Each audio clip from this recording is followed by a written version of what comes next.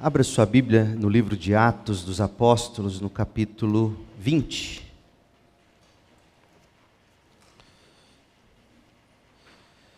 Nós vamos ler os versos 25, 26 e 27.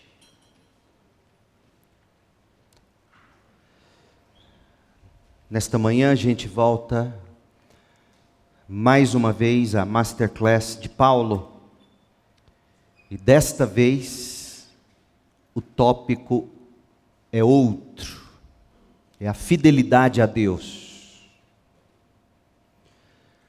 Paulo já nos ensinou sobre servir a Deus, Paulo já nos ensinou sobre viver para Deus, agora ele vai nos ensinar sobre como ser fiel a Deus.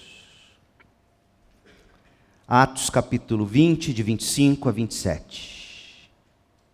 Se você deseja saber como você pode viver uma vida de fidelidade a Deus, o que está no âmago, no cerne desta vida fiel a Deus, a mensagem desta manhã é para você.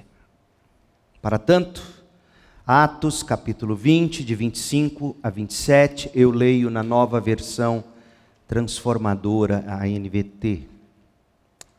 Esta é a palavra de Deus, ouça com fé. Agora, eu sei que nenhum de vocês, presbíteros de Éfeso, com os quais Paulo estava reunido no porto de Mileto, agora eu sei que nenhum de vocês, a quem anunciei o reino, o cerne da mensagem de Paulo era o reino de Deus. Eu sei que nenhum de vocês, a quem anunciei o reino, me verá outra vez. Portanto, o que temos aqui é um adeus. Por isso, declaro hoje que se alguém se perder, não será por minha culpa, porque eu não deixei de anunciar tudo que Deus quer que vocês saibam. Até aqui a palavra de Deus. Adeus, esta é uma das palavras mais dolorosas do nosso vocabulário, adeus. Adeus é um substantivo que se emprega para descrever um gesto ou sinal de despedida. Por exemplo, deu adeus e foi embora. Ou para falar do momento da separação física entre as pessoas, a hora da despedida, por exemplo, chegou a hora do adeus.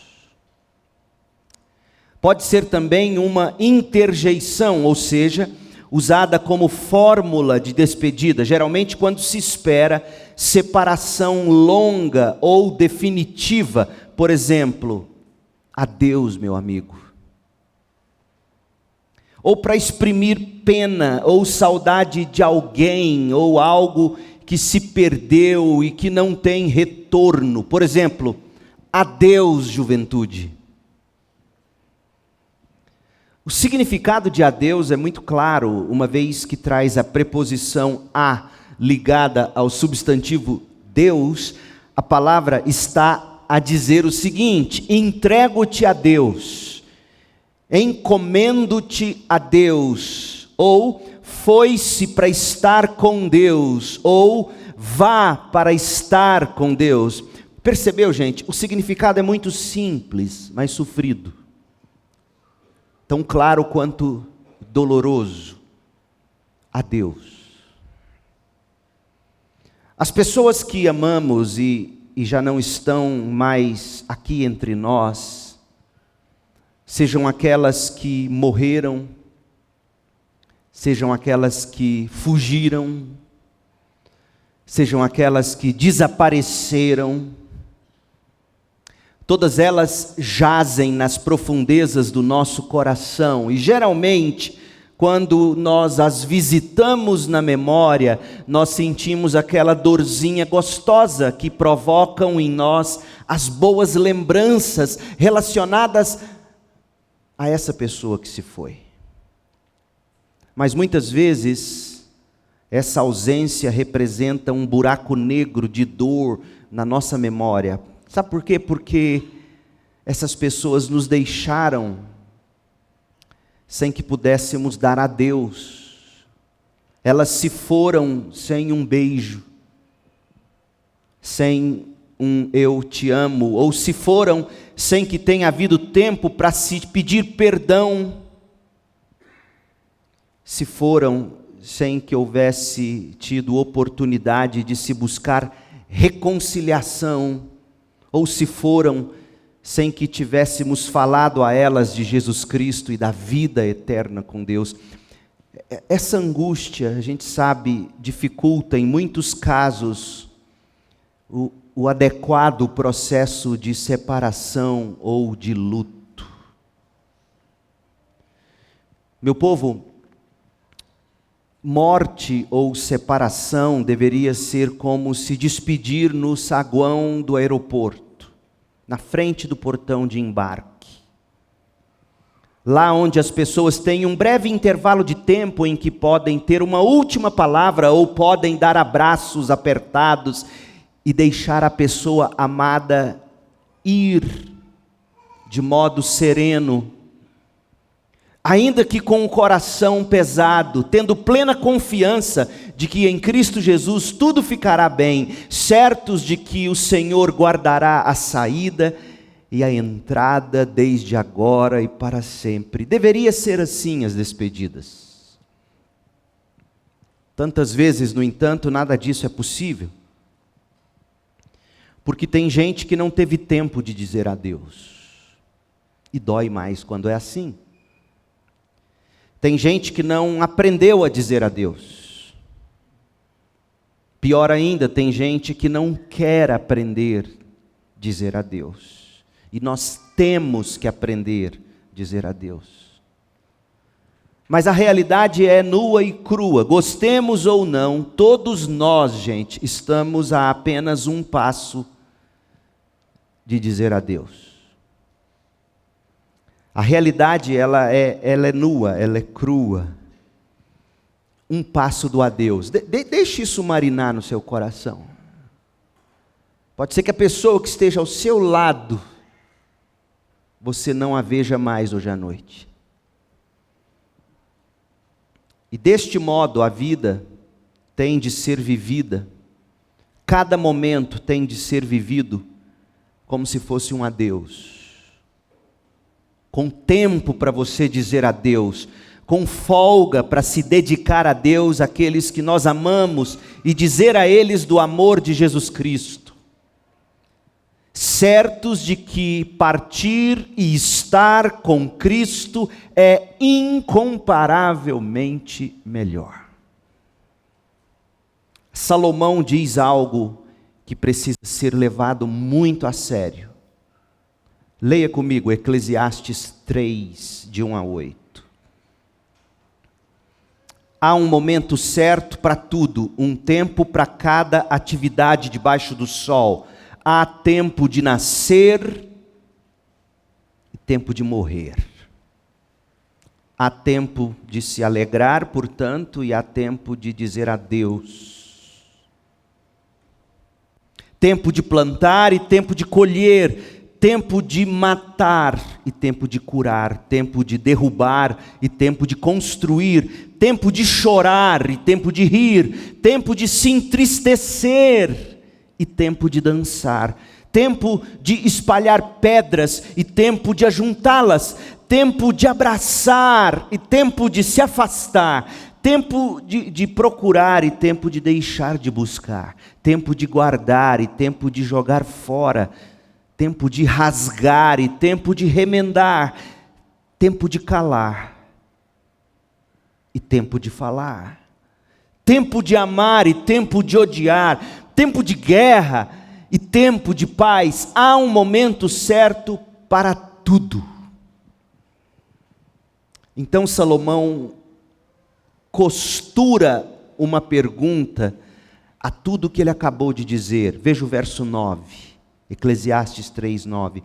O que as pessoas ganham com tanto trabalho árduo? O que essa pergunta está fazendo aqui, no final de tudo que ele descreveu, quando ele disse: há tempo para isto e tempo para aquilo, tempo para rir, tempo para chorar, tempo para dizer oi, tempo para dizer adeus. Por que ele costura essa pergunta aqui? O que as pessoas ganham com tanto trabalho árduo? É que Salomão está dizendo que o fardo desta vida, o trabalho, por exemplo, jamais poderá impedir você de desfrutar de cada momento pelos quais todos nós passamos nesta vida. O trabalho não pode nos impedir de desfrutar cada estação, a alegria e a tristeza, a saúde e a doença, a riqueza e a pobreza. Na nossa vida, sustenta o sábio Salomão, nós temos, gente, ouça isso, jovem, preste atenção nisso. Nós temos de aprender a viver com alguma folga. Nós temos de aprender a viver com tempo para dizer adeus. Salomão não poderia ter sido mais direto no texto de Eclesiastes 12. Abra em Eclesiastes 12. Ele não poderia ter sido mais direto do que neste texto, que é tão claro quanto é negligenciado, principalmente pelos que estão nos anos dourados da juventude. Eclesiastes 12, Paulo diz, melhor, Salomão diz, verso 1, eu vou ler até o 7. Não se esqueça de seu Criador nos dias de sua juventude. Honre-o enquanto você é jovem. Sabe por quê? Porque viver trará sofrimento. Ele vai explicar isso, ele vai descrever a velhice com uma linguagem poética absolutamente inigualável. Não se esqueça do seu Criador nos dias da sua juventude. Honre-o enquanto você é jovem, antes que venham os tempos difíceis e cheguem os anos da velhice, em que você dirá: não tenho mais prazer em viver. Me leva, Deus, me leva, Deus. Lembre-se do Criador antes que o sol, a lua e as estrelas percam o brilho aos seus olhos. Catarata, cegueira da velhice. E as nuvens voltem a cobrir o céu depois da chuva.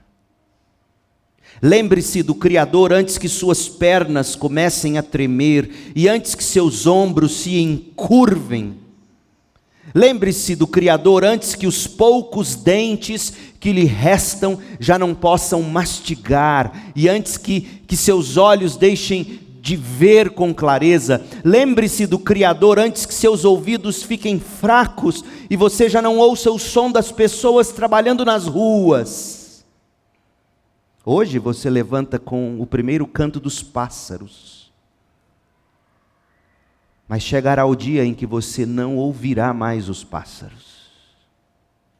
Lembre-se do Criador antes que você tenha medo de cair e se preocupe com os perigos nas ruas, antes que seus cabelos fiquem brancos como a amendoeira em flor, e você se arraste como um gafanhoto prestes a morrer, e antes que você perca o desejo. Lembre-se do Criador antes que falte pouco para descer ao túmulo, seu lar eterno, quando os pranteadores chorarão em seu funeral. Sim, lembre-se do seu Criador agora, enquanto você é jovem, antes que o fio de prata da vida se rompa, e antes que a taça de ouro se quebre. Não espere até que o cântaro se despedace junto à fonte, e a roldana se parta junto ao poço, pois então o pó voltará à terra, e o espírito voltará a Deus que o deu. Você consegue perceber nessas palavras que viver, ouça, viver é se preparar para morrer. Você prestou atenção nisso? Viver não é se preparar em primeiro lugar para o Enem. É se preparar para morrer. E é impressionante porque na juventude é quando menos se pensa em se preparar para morrer. Pesa sobre nós o salário do pecado, é a morte. Sendo isto verdade, sendo verdade o fato de que Jesus mesmo declarou que quem não crê no Filho de Deus já está condenado. Preste atenção nisto nesta manhã. Como é que você então leva a vida sem se preparar para morrer? Sem ter tempo de dizer adeus. Porque é isto que Salomão está nos ensinando. Viver é a oportunidade que nós temos, que você tem de dizer adeus. Você tomou consciência de que viver é a chance que você tem de buscar, pela graça, por meio da fé em Cristo, a justiça de que todos precisamos para ir à presença de Deus? Viver é o tempo que temos para dizer adeus. E isto nos traz ao texto de Atos. Atos capítulo 20, verso 25. Veja, na despedida dos presbíteros de Éfeso, estando todos lá no porto de Mileto, Paulo deixou muito claro que ele sabia que era a hora de dizer adeus. Leia de novo, Atos 20, 25. Agora eu sei que nenhum de vocês me verá outra vez. Eu sei. Chegou a hora do adeus. O que ele faz dessa constatação? Olha o verso 26. Por isso, porque eu sei que eu nunca mais verei vocês, porque eu sei que este é o nosso adeus, eu não deixei de anunciar tudo que Deus quer que vocês saibam. Oh, meu povo, Paulo não brincava com o viver. E como nós brincamos com ele. Como nós nos distraímos com os filtros de beleza do Instagram. Fugindo daquilo que é mais real, por mais que doa. Viver é se preparar para morrer. Nós temos aqui o adeus de Paulo. E no seu adeus, o apóstolo, primeiramente, nós já estudamos isso, ele olhou para o passado, ele ensinou com seu próprio exemplo o que significa servir a Deus. Recapitule aí no texto, Atos 20, 18. Ele olhou para o passado dele, como quem sempre teve consciência de que nós todos estamos a um passo do adeus. Um passo de nunca mais ver o rosto daqueles que amamos. Nesta manhã eu queria que o peso dessa realidade caísse sobre você.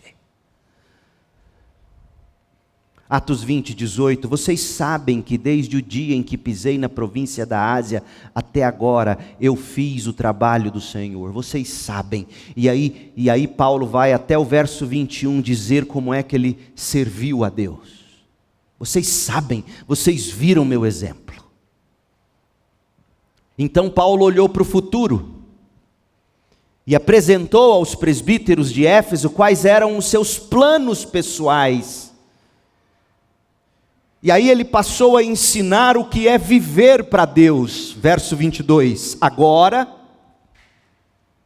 impelido pelo Espírito, eu vou a Jerusalém. Eu não sei o que me espera ali, senão que o Espírito me diz que por onde eu passar, eu terei prisão e sofrimento. Mas a minha vida, como eu sei que todos nós estamos a um passo do adeus, como eu sei que Viver é se preparar para morrer. Como eu sei que partir e estar com Cristo é incomparavelmente melhor, a minha vida não vale coisa alguma para mim, a menos que eu a use para completar a minha carreira e a missão que me foi confiada pelo Senhor Jesus, que é dar testemunho das boas novas da graça de Deus.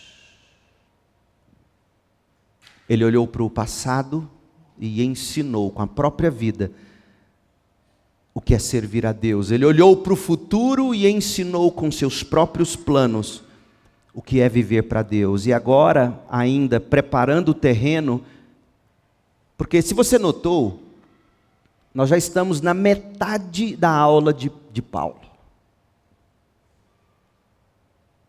A estrutura do texto te ensina também. Você tem que ler a Bíblia prestando atenção na estrutura do texto. Hoje à noite, você não pode perder a história de Jacó.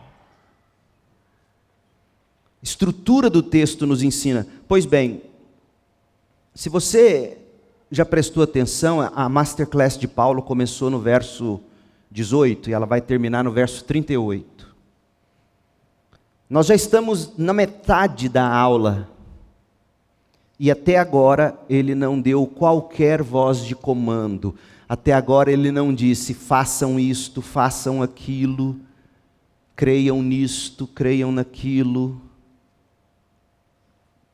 O que Paulo fez até aqui? Metade da aula dele, Paulo está dando exemplo dele, pessoal. Paulo, aqui do verso 25 ao 27, ele vai pausar mais uma vez. Ele vai, de modo solene, usar de novo o exemplo de vida dele. De fato, é mais uma retrospectiva da fidelidade do ministério de Paulo entre os efésios. É mais uma olhada para o passado. E desta vez, não é para ensinar como é viver para Deus, como é servir a Deus. Desta vez é para ensinar o que é ser fiel a Deus. Com a vida dele. Aí ele diz no 25, agora eu sei que nenhum de vocês, a quem anunciei o reino, me verá outra vez. E foi por isso que eu não deixei de anunciar todo o desígnio de Deus, e porque eu fui fiel em tudo, porque eu fui fiel no anúncio, porque eu anunciei tudo que tinha que ser anunciado, eu não carrego na mão o sangue de vocês. Eu não vou ter culpa, caso algum de vocês se perca. Não vai ser culpa minha. Eu não carrego as mãos manchadas de sangue. Sabe por quê? Porque consciente de que todos nós estamos a um passo do adeus, sabendo que pode ser que a gente não se veja mais, eu fui fiel. Eu anunciei tudo o que vocês precisavam aprender.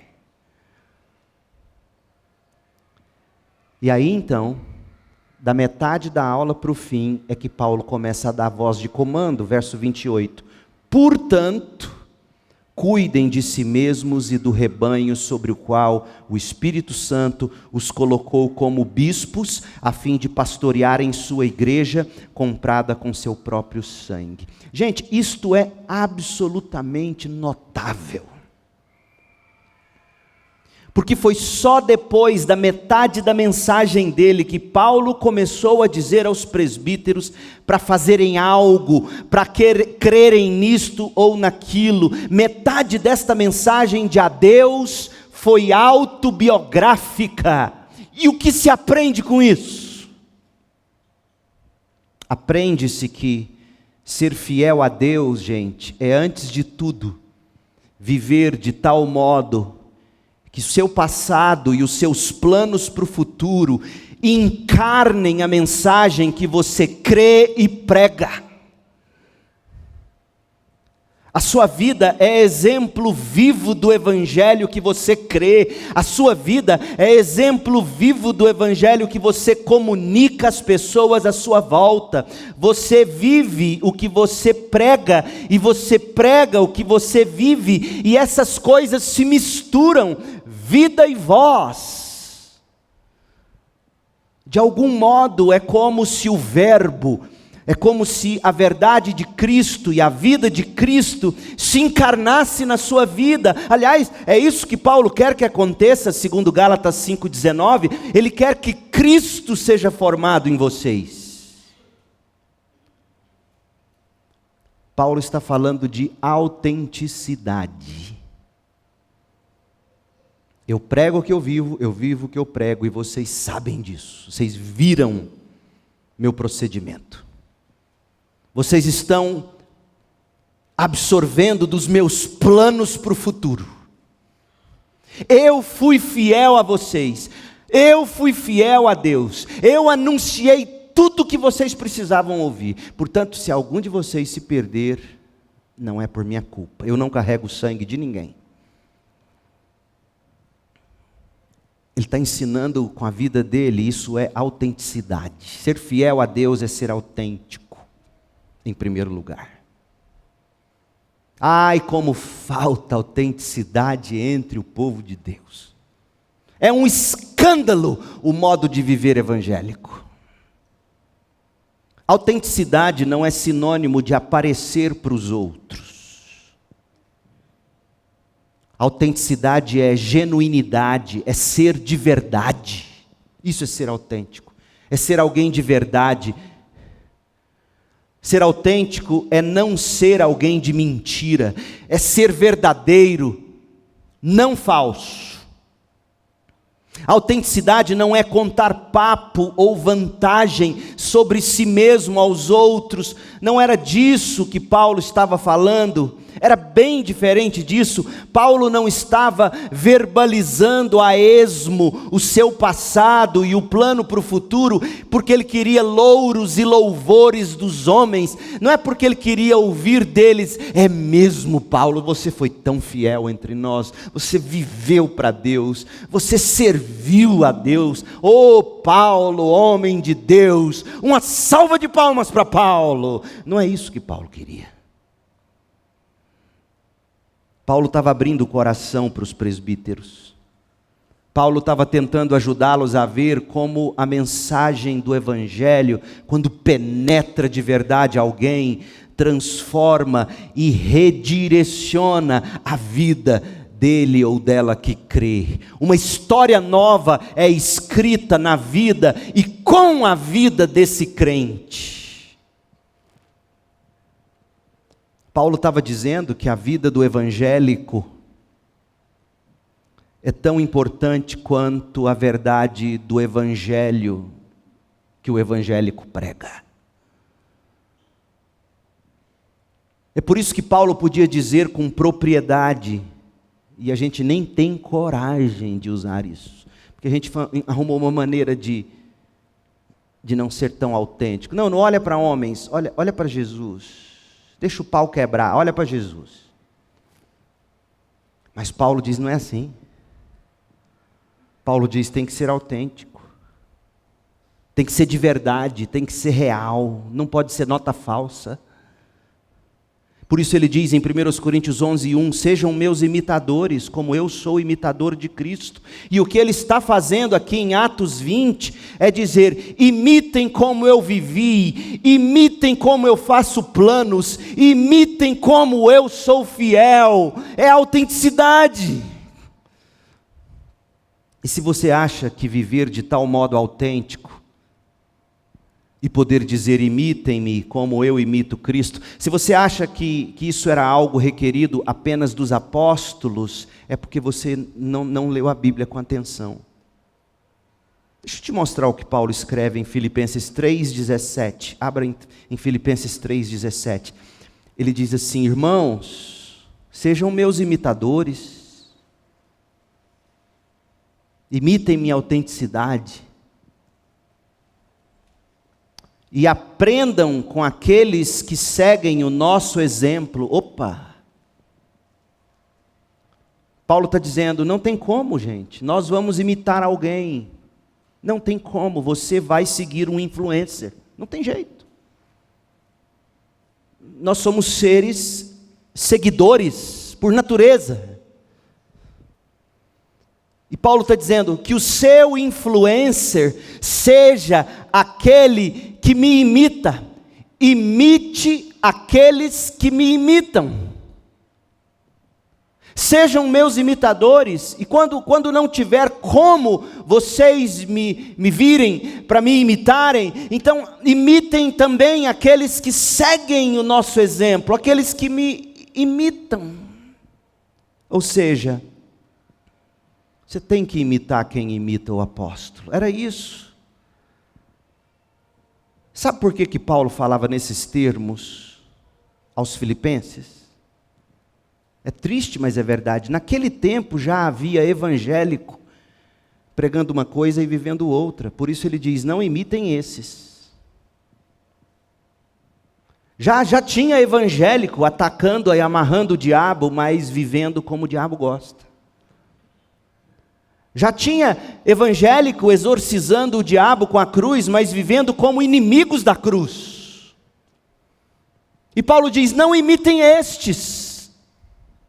Leia o texto completo, Filipenses 3, 17 a 19. Irmãos, sejam meus imitadores. Ô jovem, ô adolescente, como você precisa olhar menos para os seus influencers e mais para Paulo e Cristo. Menos Instagram e mais Bíblia para você saber o que e quem imitar. Irmãos, sejam meus imitadores e aprendam com aqueles que seguem nosso exemplo. Pois como lhes disse muitas vezes, ele vai falar dos evangélicos daqueles dias, nada diferente de hoje. E digo novamente com lágrimas nos olhos, há muitos cuja conduta mostra que não são evangélicos. Há muitos que são nota falsa. Há muitas igrejas nota falsa. Há muitos crentes nota falsa. Há muitos cuja conduta mostra que são, na verdade, inimigos da cruz de Cristo. Está vendo o quanto a conduta é o que autentica o conteúdo? Preste atenção, crente. O conteúdo é absolutamente fundamental, mas a conduta revela se o conteúdo verdadeiro de fato mudou a vida da pessoa. Então, há muitos cuja conduta mostra que são, na verdade, inimigos da cruz de Cristo. Estão rumando para a destruição. Paulo era duro, hein? E tem gente que acha que às vezes eu sou duro. Queria que Paulo fosse seu pastor.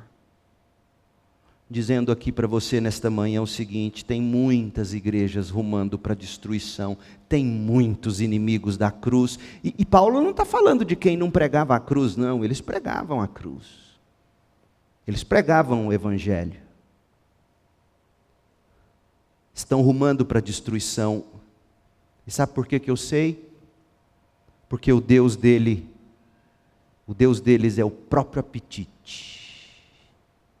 Só pensam em enriquecer, em ter poder de influência, em ser reconhecido pelos homens. O Deus deles é seu próprio apetite.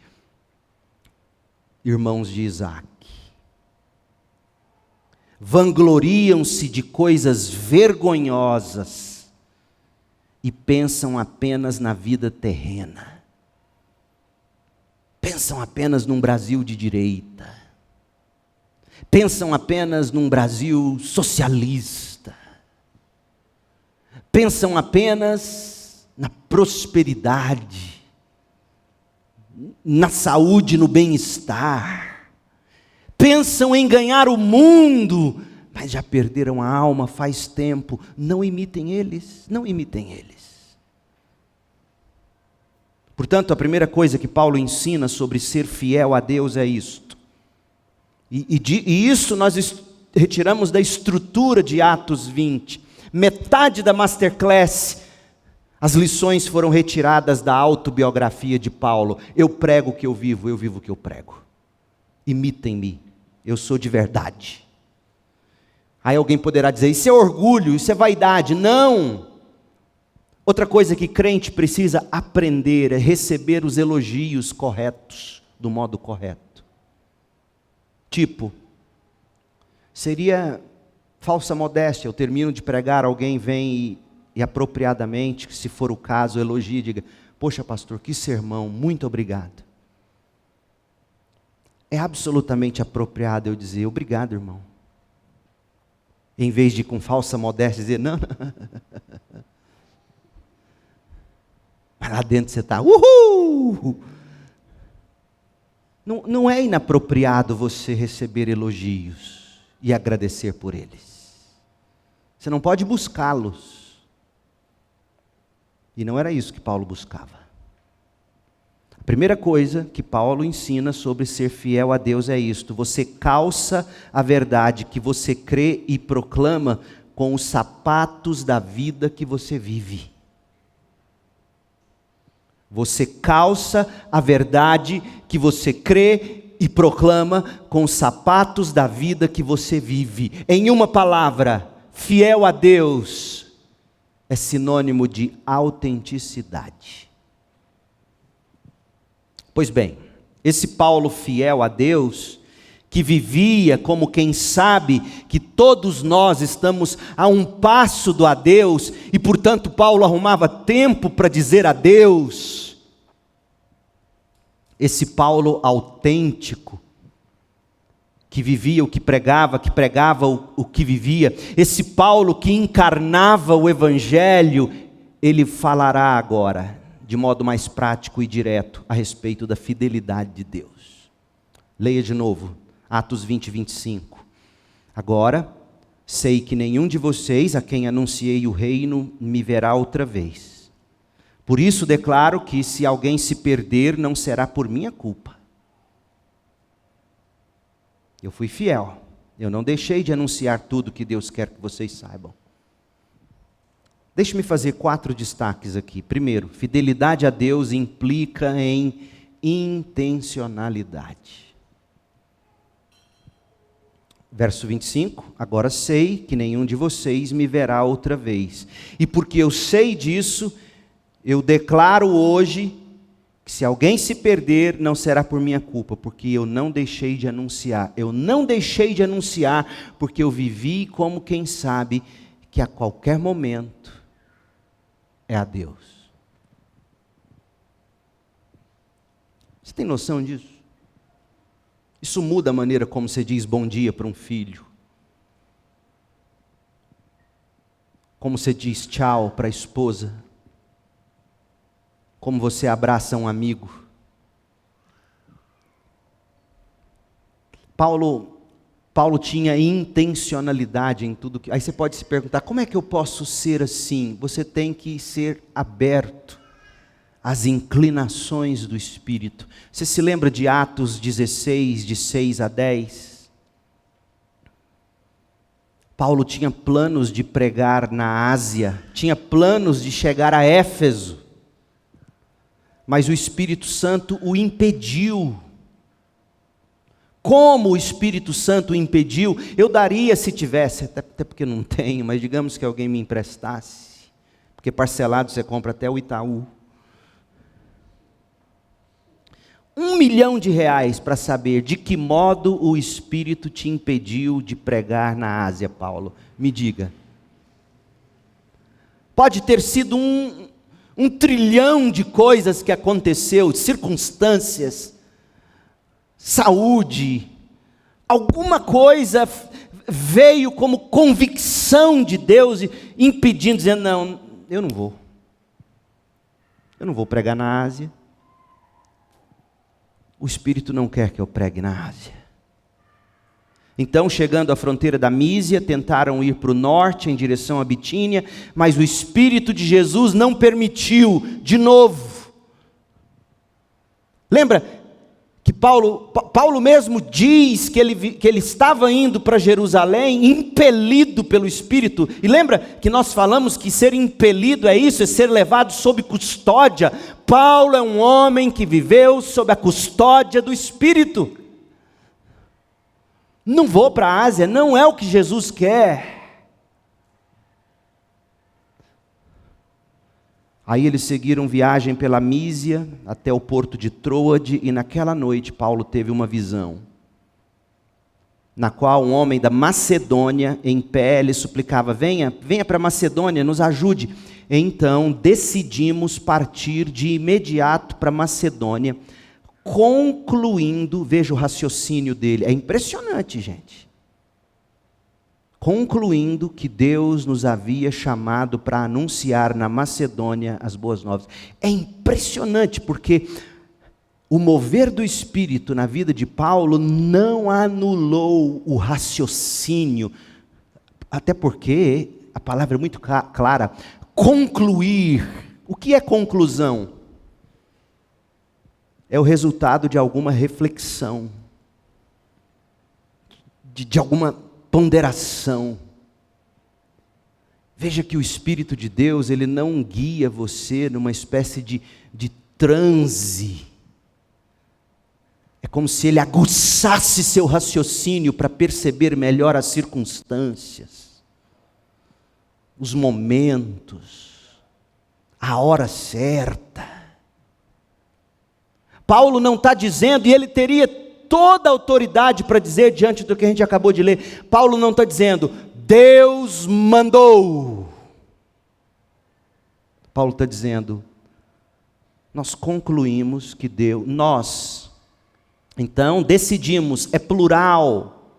Paulo não tomou a decisão sozinho, tinha Lucas do lado dele, que está escrevendo estas palavras, tinha outros homens, presbíteros, por assim dizer, do lado dele. A decisão não foi de Paulo, ele não era o homem da visão, ele era um entre iguais. Ele traz seu pensamento a Lucas, aos amigos que estão com ele, ao seu grupo de presbíteros, por assim dizer. Ele traz aquilo que parece ser de Deus no coração dele, e aí eles refletem, e ele está deixando claro. Lucas diz para nós em Atos 16:10, nós concluímos juntos que Deus nos havia chamado. Não é Paulo dizendo, eu vou, Deus me chamou, eu sou o homem da visão, vocês têm que me seguir, e quem me questiona é desleal. É o diabo que fala assim, não é Deus. É impressionante, porque é o Espírito falando, é o Espírito conduzindo. E Paulo está pedindo conselho. Lucas, o que você acha? Sei lá, Timóteo estava junto. Timóteo, jovenzinho, tinha acabado de ser incluído no grupo. Timóteo, o que você acha? Diante das nossas circunstâncias, nós estamos com a intenção de ir para a Ásia, mas parece que tudo está atrapalhando. É o Espírito de Deus dizendo, não dá para ir. Oram juntos, pensam juntos. Paulo fala da visão que ele teve. Será que essa visão não foi barriga cheia, feijoada de ontem à noite? Será que é Deus mesmo que falou comigo? O que vocês acham? Você prestou atenção nisso, gente? É impressionante como as pessoas não leem a Bíblia, ou leem o que querem. Intencionalidade requer sensibilidade para a direção do Espírito, o que não anula a multidão de conselhos de homens sábios. Isso é ser fiel a Deus. Ser fiel a Deus não é você jogar uma visão que você teve de Deus na mesa e dizer, vai ser assim a partir de hoje nessa igreja, porque Deus me falou, eu sou o anjo dessa igreja. O dia que eu fizer isso, me tirem imediatamente deste púlpito. Não é assim que se faz.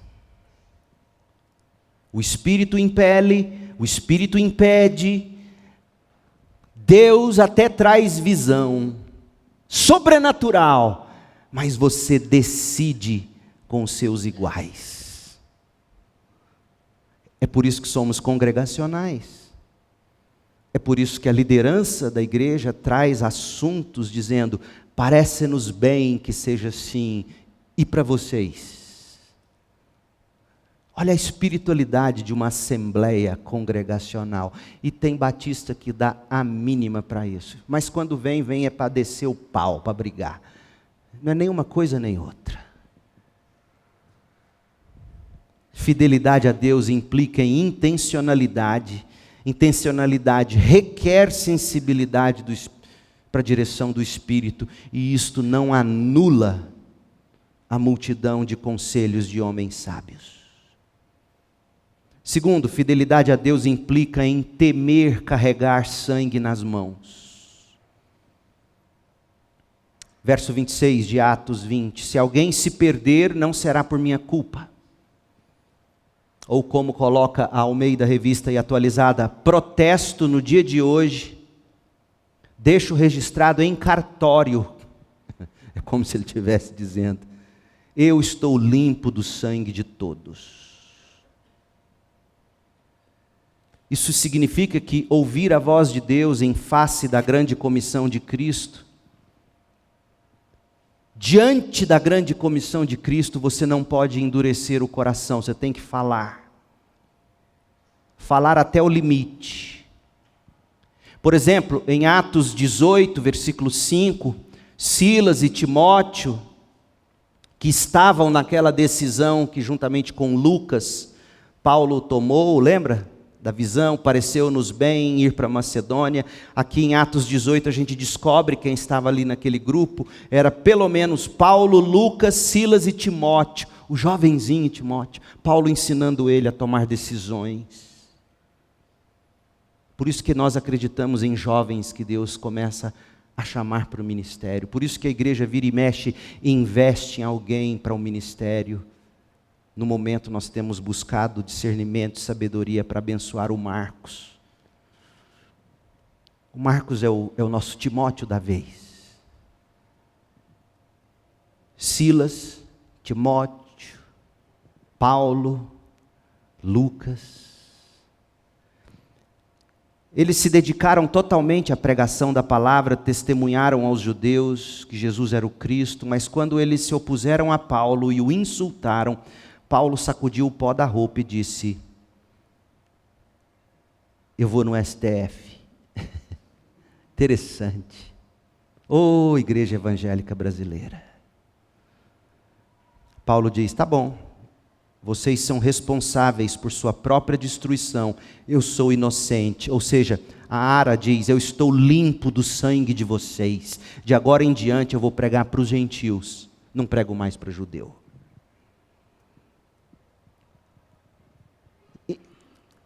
Fidelidade a Deus implica em você ter medo de não anunciar, com medo de carregar sangue nas mãos. Sangue daquelas pessoas que talvez partirão sem Cristo, e você poderia ter anunciado, mas não anunciou. Mas há limites. Chega num ponto que você para e muda a rota. Tá bom?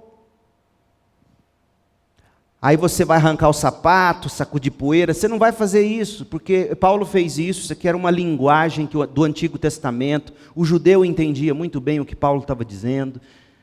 Não é para você agora ter uma atitude ignorante de arrancar sapato, limpar poeira. Estou lavando a poeira. Isso é burrice, isso é loucura, isso é... Paulo está usando uma linguagem veterotestamentária, uma atitude que um profeta tinha, como que comunicando para eles, para os judeus que o estavam ignorando a mensagem. Houve um homem de Deus entre vocês e vocês não ouviram a palavra de Deus. Isso era para o judeu, era a linguagem que ele entendia. E aí, Paulo então diz, vocês não querem ouvir, eu não prego, mas eu também não carrego o sangue de vocês.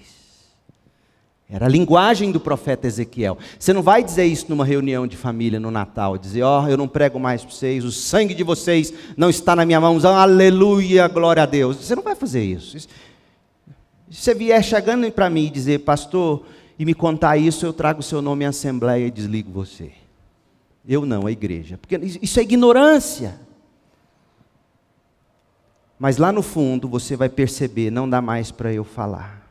Eles não querem. Eu não vou falar. Eu não tenho o sangue deles nas mãos. Mas eu tentei. E a esposa casada com o marido que não é crente, como é que ela procede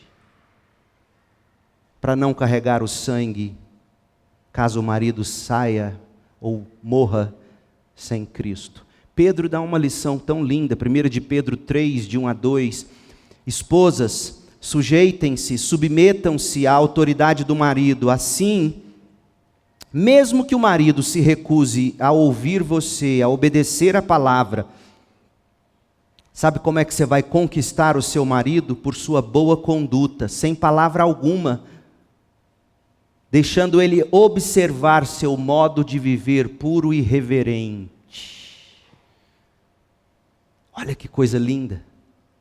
Às vezes, para o cônjuge crente, sendo que o outro não é crente, não carregar sangue nas mãos, é chegar num momento em que você para de pregar,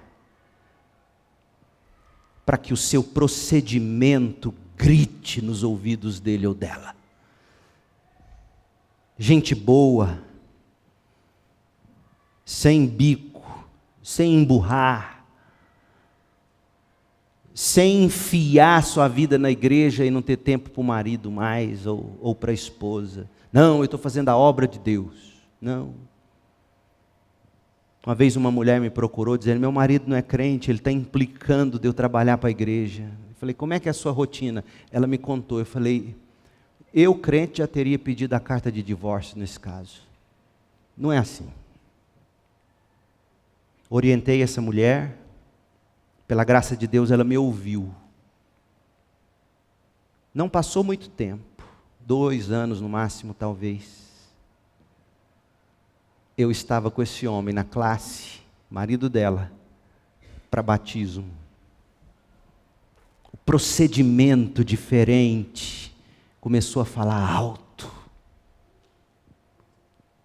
Se for assim, você não precisa ter medo de carregar sangue nas mãos. Você tentou, você falou, chegou num ponto que não dá, já está chato, inconveniente. Para mulher de Deus, para homem de Deus, para filho. Meu Deus, como eu fui bruto, como eu fui ignorante quando eu me converti e voltei para casa, mandando todo mundo lá de casa para o inferno, como eu fui tolo. Ser fiel a Deus não é chegar mandando todo mundo para o inferno. Sabe por quê? Porque você não precisa. Jesus já disse que quem não crê já está condenado. Não é isso que Jesus diz? Então o que você faz com um cachorro morto? Você não chuta ele. O que você faz com um cachorro morto? Você tem compaixão. Você tem misericórdia, você olha para aqueles perdidos ao seu redor, às vezes é o filho, às vezes é a mãe, às vezes é o pai, às vezes é o marido, às vezes é a esposa, às vezes é a avó. Você olha com minha avó católica, roxa, vovó Oscarina, que eu tanto amava, tanto amava. Eu era crente, entramos juntos no ônibus para ir para São Paulo, visitar o tio Pércio, que morava lá, sentamos primeiro banco, primeira fila do ônibus. Ela não gostava, mas ela sabia que eu gostava. A vovó era uma católica, e a outra crente, a Frauzina, que o diabo a tenha, era terrível. É impressionante isso. Crente chato, escondia os biscoitos da gente, escondia as petas, dava as petas murchas, mofada. Uma vez abri e estava mofada. A crente. Que situação. Agora a católica, eu chegava, ela fazia de tudo, arroz doce. Eu nunca comi um ovo frito tão gostoso como o da vovó Oscarina. Mas enfim, entramos no ônibus, ela católica, e eu queria pregar para ela, e eu não tinha coragem, e eu comecei a pregar para ela com carinho. O ônibus ainda estava na rodoviária. Com toda a educação dela, ela virou para mim e falou assim, Leandro, fala disso para mim não.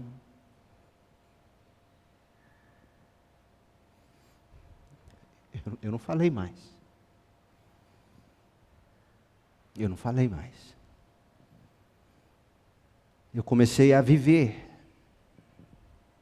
Eu comecei a a buscar mudar meus estilos, meus jeitos.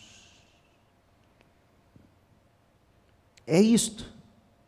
Não carregar sangue nas mãos não é licença para você ser inconveniente, bruto, ignorante, chato. Mas você tem que ter coragem de falar. Você não pode... Sim, eu sei que você tem que falar, fales e não te cales, a tempo e a fora de tempo. Eu entendo isso.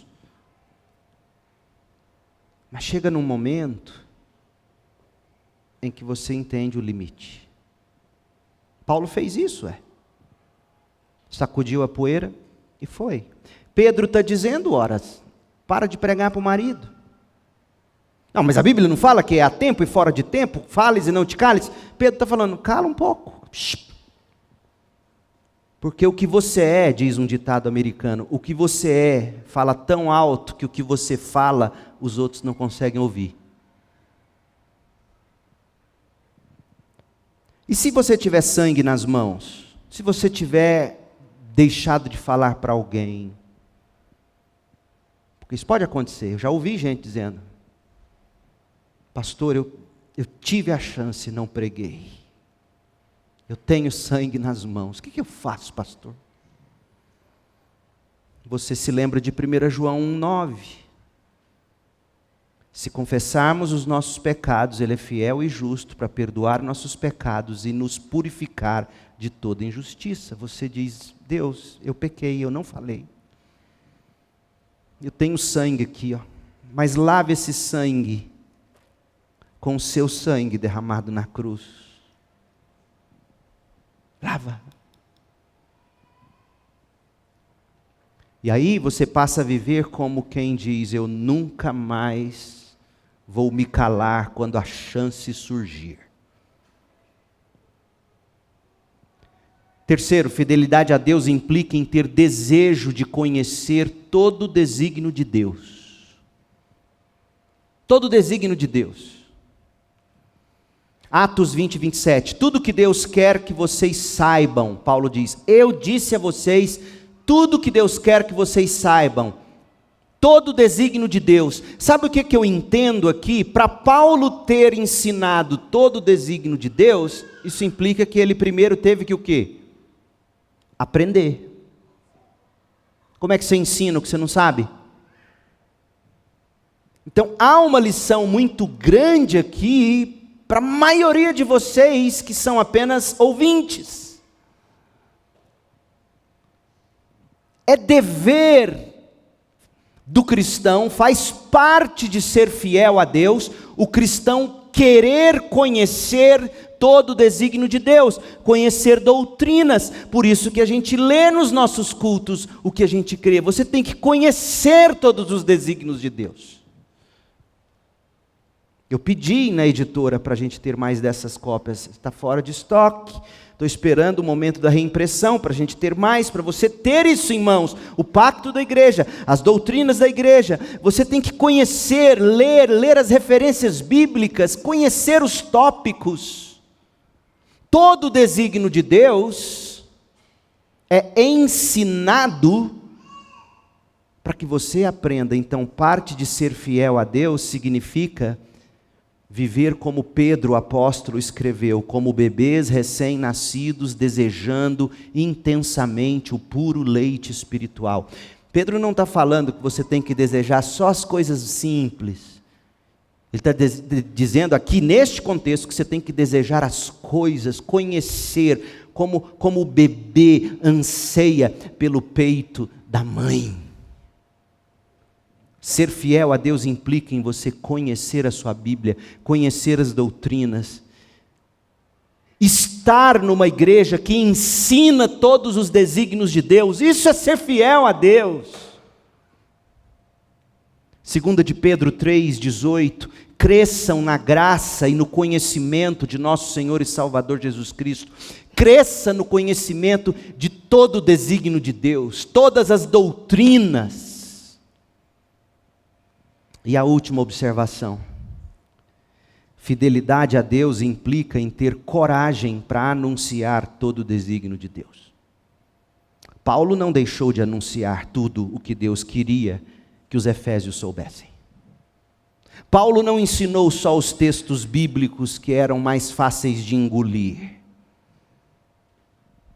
Paulo jamais deixou de anunciar todo o desígnio de Deus. E olha que houve momentos em que ele pensou em maneirar, em desistir. Como se lê em Atos 18, verso 9, lá em Corinto, certa noite, o Senhor falou a Paulo numa visão: não tenha medo. Paulo estava com medo. Continue a falar. Paulo estava pensando em parar de falar. Não se cale. Paulo estava considerando se calar. Eu estou com você, diz o Senhor, e ninguém vai atacá-lo, nem vai te fazer mal, porque muita gente nesta cidade me pertence. Então Paulo permaneceu ali 1 ano e meio ensinando todo o desígnio de Deus. Ser fiel a Deus é ensinar todo o desígnio de Deus. Então eis aqui o tópico: fidelidade a Deus.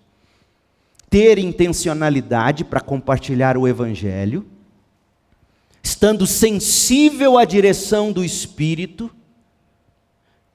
sem, contudo, deixar de ouvir a voz da sabedoria dos conselheiros que Deus coloca no seu entorno.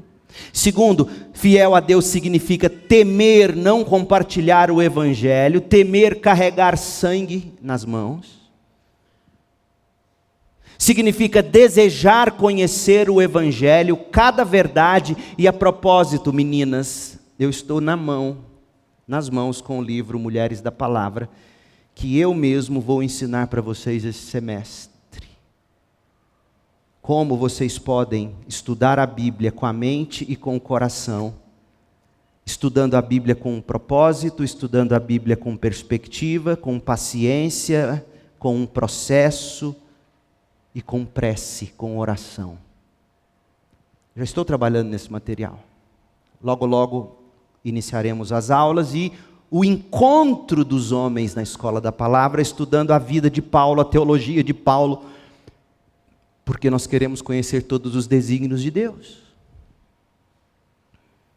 Você tem que desejar isso e você tem que ensinar isso.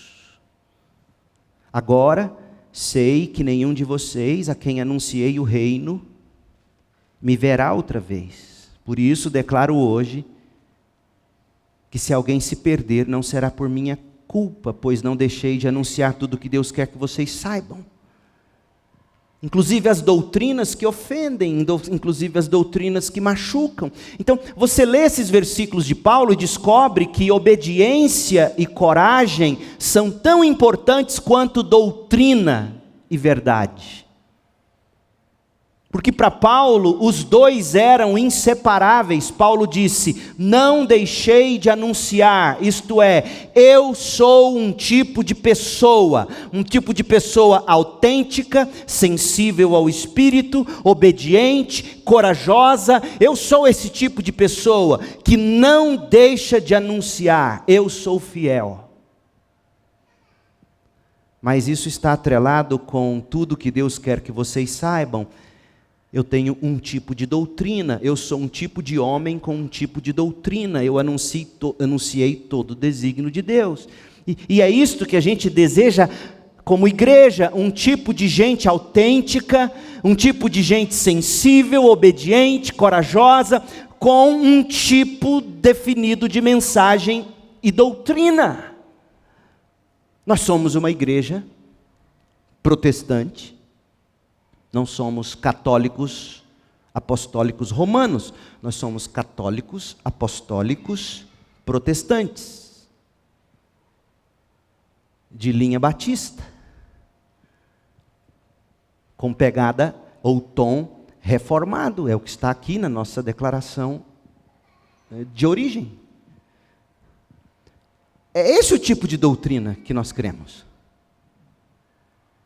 E é o tipo de gente fiel que precisamos ser para anunciar. Então eu termino com estas perguntas para você. Primeira, a quem você deveria falar, mas tem se calado? Você está carregando sangue na mão? Tem sangue de alguém nas suas mãos? A a quem você deveria falar, mas tem se calado? Segunda pergunta: você reluta em estudar e aprender a Bíblia? Ser fiel a Deus implica em querer conhecer. Se você não consegue ler uma página inteira da Bíblia por dia, leia uma coluna. É muito? Metade dela é muito? Leia um versículo, mas leia. Você tem que querer estudar e aprender. Você deseja isso? Terceiro, o que você deveria ensinar, mas tem negligenciado?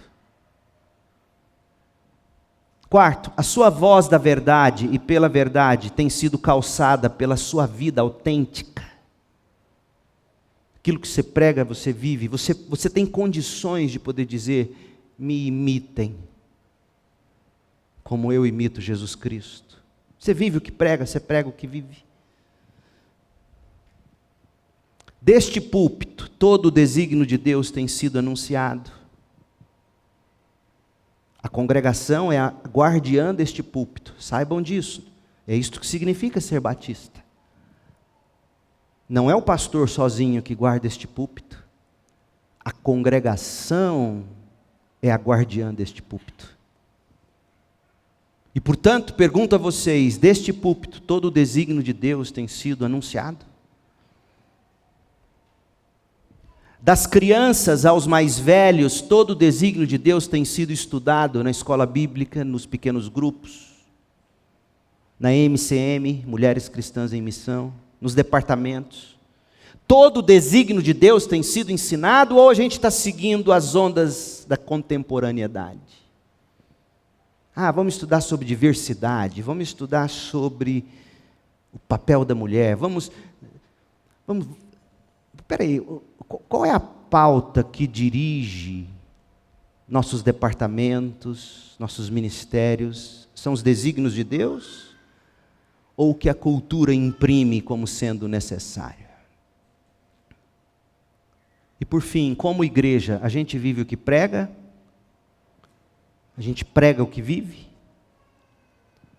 Nós temos de ser fiéis, meu povo. 1 Coríntios 4, e a gente encerra. Vamos lá. Portanto, diz Paulo, verso 1, 4:1, devemos ser considerados simples servos de Cristo, encarregados de explicar os mistérios de Deus, a revelação completa de Deus. Mistérios de Deus é isso, é a revelação completa de Deus, que veio progressivamente sendo revelada lá desde Gênesis. Paulo está falando aqui o que os teólogos hoje chamariam de teologia bíblica. Para você ensinar os mistérios de Deus, que significa ensinar progressivamente a revelação progressiva de Deus, lá desde Gênesis, é saber fazer teologia bíblica. Devemos ser considerados simples servos de Cristo, encarregados de explicar os mistérios de Deus. E de um encarregado espera-se que ele seja fiel. Quanto a mim, pouco importa como eu sou avaliado por vocês, ou por qualquer autoridade humana. Na verdade, nem minha própria avaliação a respeito de mim mesmo é importante. Minha consciência está limpa, mas isso não prova que eu estou certo. Impressionante, Paulo. O Senhor é quem me avaliará e decidirá. Isso é ser fiel. Por mais homens e mulheres fiéis nesta igreja. Pai querido, em nome de Jesus, obrigado porque fiel mesmo foi Jesus Cristo, que fez da tua vontade a sua comida. Tomou para si o plano de amor eterno de Deus Pai, se fez carne, viveu fiel à lei, cumpriu a lei, morreu fielmente na cruz, foi sepultado, ressuscitou e hoje à direita de Deus Pai intercede por nós. Cristo é o servo fiel. E é em Cristo que nos agarramos nesta manhã, ó Espírito de Deus. Leva-nos a Cristo, como nosso servo fiel, nossa justiça. E nos empodere, nos capacite a imitar Jesus Cristo. Opere nesta manhã salvação. Derrame graça sobre nós. Ó Deus, se há entre nós quem precisa ouvir o chamado para a salvação, que seja agora. Ó Espírito de Deus, convença o pecador para que ele se arrependa de ter vivido fielmente a sua própria consciência e não a palavra de Deus. Que cada pecador aqui, começando por mim, possamos ter a mente cativa pela Tua palavra. Haja salvação aqui, Pai. Santificação, recomeço. Ensina-nos a ser fiel. Estamos a um passo do adeus, Pai. Vivemos para aprender, morrer. Porque este é o fim inevitável. E que nós possamos, todos nós, Pai, ter uma única coisa a fazer quando chegar a hora de morrer. E que seja isto: apenas morrer, descansado nos braços de Jesus. No nome de quem oramos,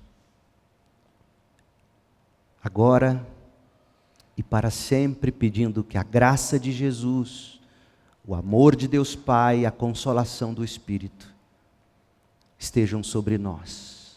Em nome de Jesus. Amém.